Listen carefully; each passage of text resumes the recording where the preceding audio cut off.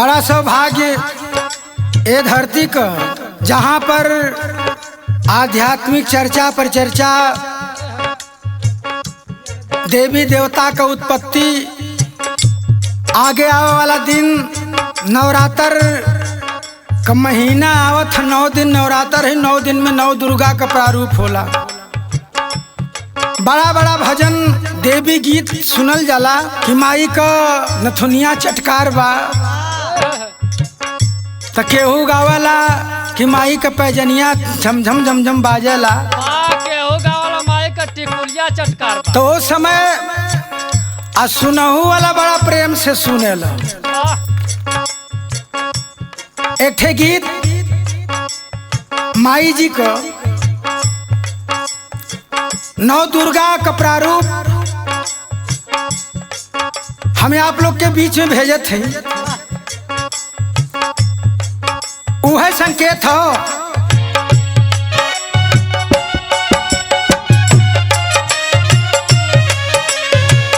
कैसे के तोहके गोहराई हे माई,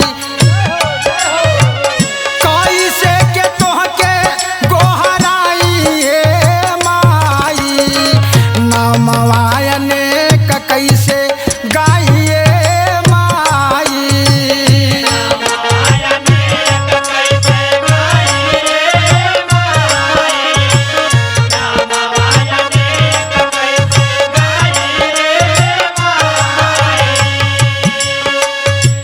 राजा दक्ष घर में शिवा सती अवतार हो,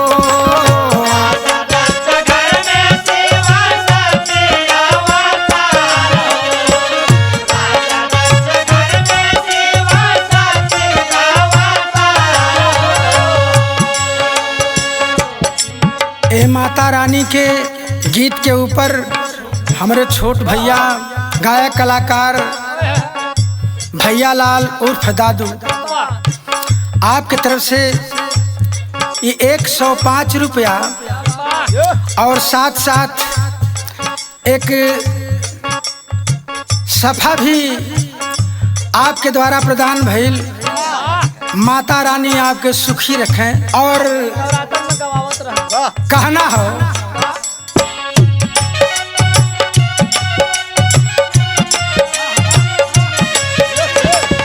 कैसे के तोहके गोहराई हे माई, नामवायने का कैसे गाइए माई।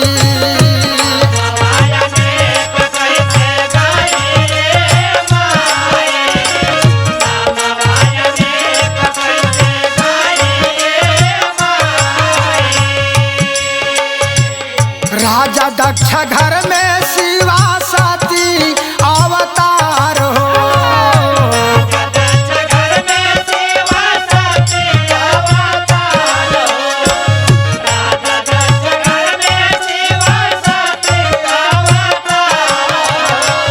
भोले महादानी का बनली सिंगार हो,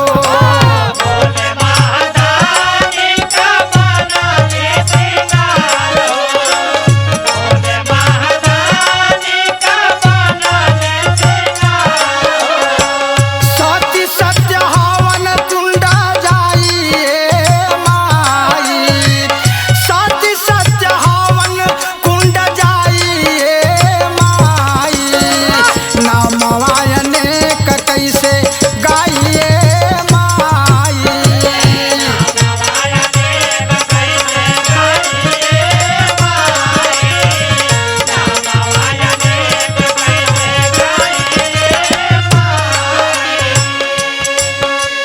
यह प्रमाण मिलला राजा दक्ष के बेटी सती भोलेनाथ से शादी भइल। राजा दक्ष महायज्ञ फनलन और वह यज्ञ में भोलेनाथ का भाग नहीं लगल। पार्वती सती जी अपने पतिदेव का बात नहीं मान गईली यज्ञ में, और जब देखली कि उनके पति का भाग ना लगल है तो हताश हो करके वही हवन कुंड में कूद करके वो जल गई। भोलेनाथ के पता लगल महादानी अइले। आ जब अइले तो कैले का भोलेनाथ सतीला सा कानी पर उठावले।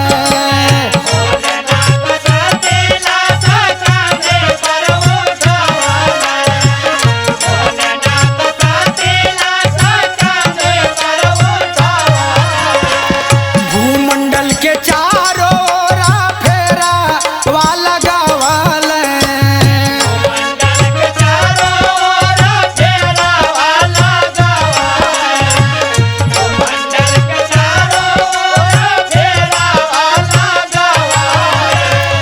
काटी काटी मास गिरा जाई ए माई। काटी काटी मास गिरा जाई ए माई। नमवाया नेक कैसे गाई ए माई।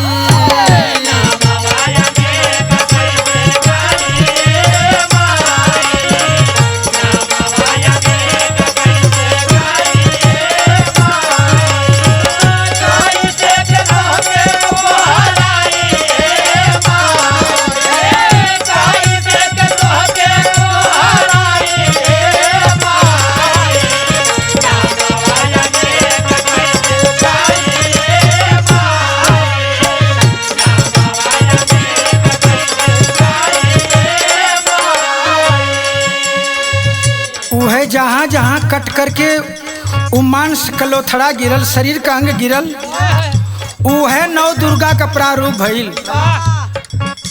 यहाँ से शुरुआत हो पहली देवी के भइल। नव दुर्गा पहला शैला पुत्री अवतार हो।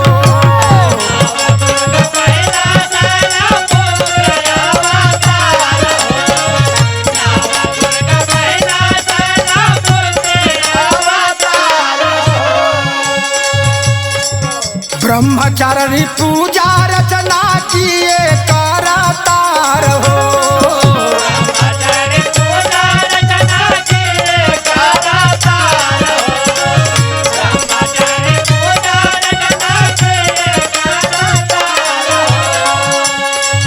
चंद्र घंटा नाम तीजा पाई ए माई।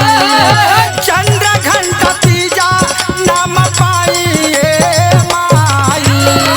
नमवाया नेक कैसे गाई ए माई।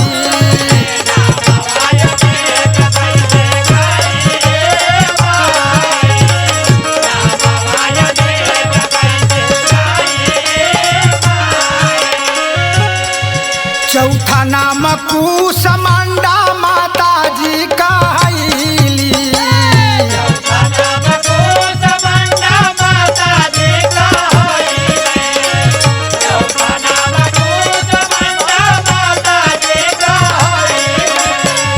पांचवा स्कंद सारे देश में पूजैली।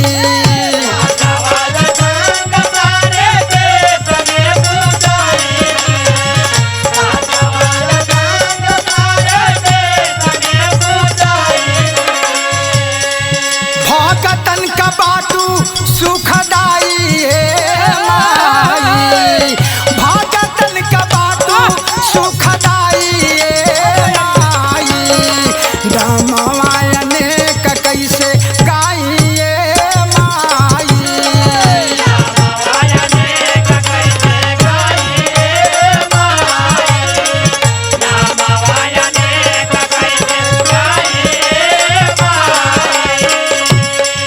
कात्यायनी नाम छठा जाने ला जहानावा।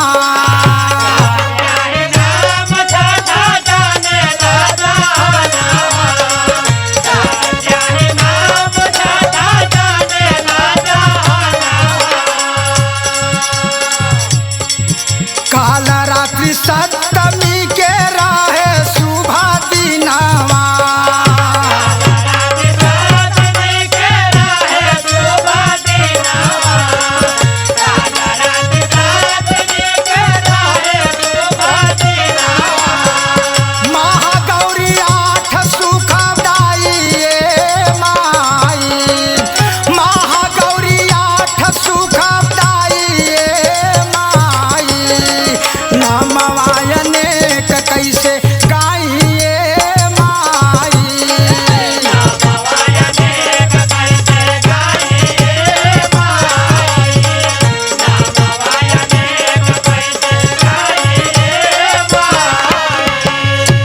नव सिद्धि दात्री हाई सिद्धि के दाता